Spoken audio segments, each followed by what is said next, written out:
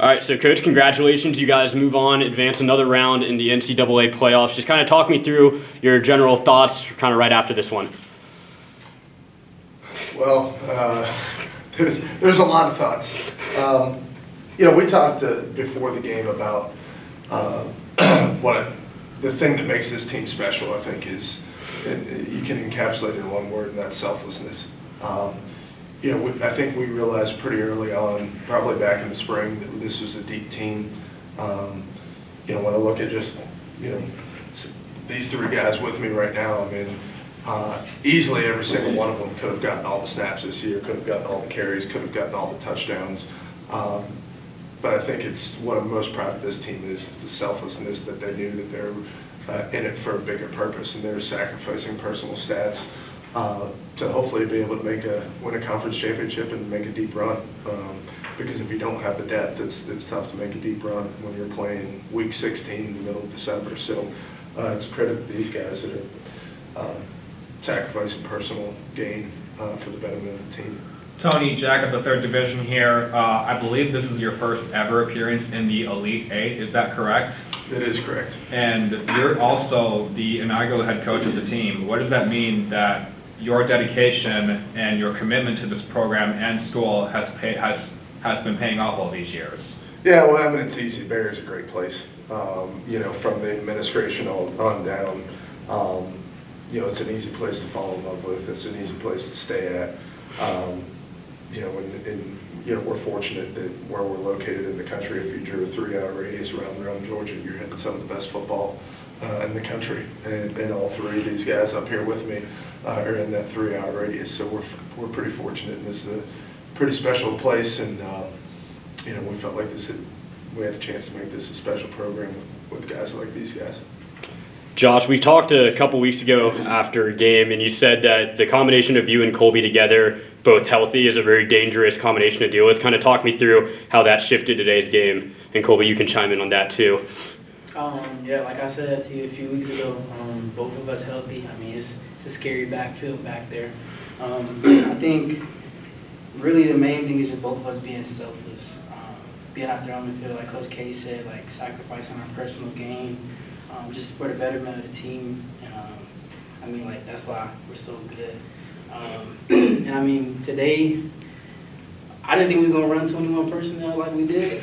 We chose to run it, and it kept working, and Kobe was getting it done, and I was pulling people away, so it was just it just worked the best today. So I think that really helped us get this win.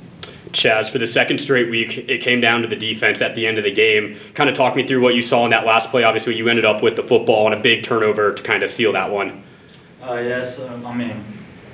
It makes it a lot easier, for us, especially the safeties, when we're getting great pressure, and then you have great linebackers underneath help. And I just happen to be in the right spot. If I feel pretty confident any of the safeties, or corners run that spot, they make that same play. So. And Coach, like Chaz just alluded to, your defensive line had a big day today by a number of guys. Kind of, what does that type of depth on a defensive line do, especially down the stretch when they're running the 2-minute drill for what seemed like 6 straight minutes? Yeah, I think in today's day and age I felt like it was 6 straight minutes too. We'll leave it at that. But I think in today's day and age of college football, if you're not too deep up front, then you're going to be in trouble. Just with the speed that offenses run at from time to time. And so we, getting back to the first question, we knew that we can make a deep run because we had a lot of depth.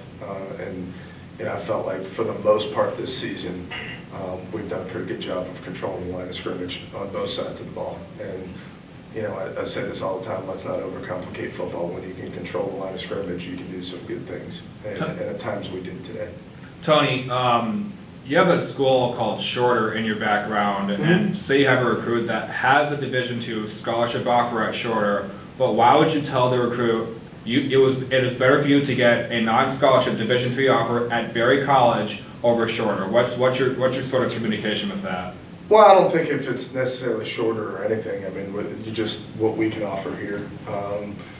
So we don't really talk about any other schools because honestly, we have enough to talk about with this place here. So one of the things that we sell, then we recruited this for these three guys. depends upon what you're looking for, but, you know, this isn't just a 4-year decision, this is going to be a 40-year decision. And the outcomes that you see time after time from this place, that's probably the biggest selling point. When you factor in that, and you factor in athletics, you factor in the culture of Barry, you factor in this campus. I mean, there's so many things to talk about here that we don't waste our time talking about any other place. And then Josh, Chaz, Colby, just what does it mean for you guys to have just one more week together, at least here in this season?